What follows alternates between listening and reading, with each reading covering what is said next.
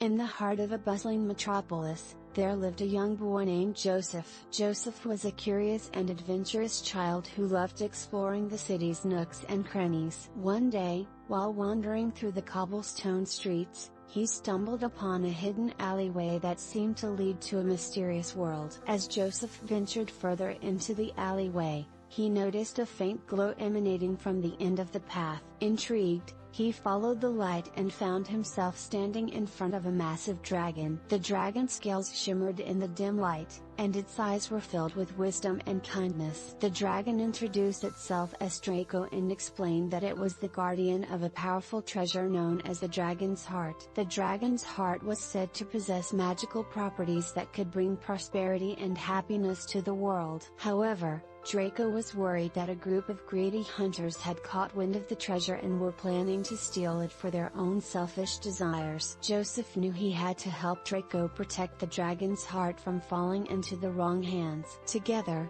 they devised a plan to outsmart the hunters and keep the treasure safe. They set up traps and decoys to confuse the hunters and lead them away from the dragon's heart. As the hunters closed in on their location, Joseph and Draco stood their ground, ready to defend the treasure at all costs. The hunters, armed with swords and bows, surrounded them, demanding that they hand over the dragon's heart. But Joseph and Draco stood firm, refusing to give in to their demands. In a moment of bravery, Joseph stepped forward and challenged the hunters to a duel. He knew that he had to prove his courage and protect Draco and the dragon's heart. The hunters hesitated, unsure of how to respond to the young boy's boldness. The leader of the hunters, a grizzled man with a scar across his face, accepted Joseph's challenge. The two faced off in a fierce battle, swords clashing and sparks flying. Joseph fought with all his might, fueled by his determination to protect the dragon's heart and his newfound friend,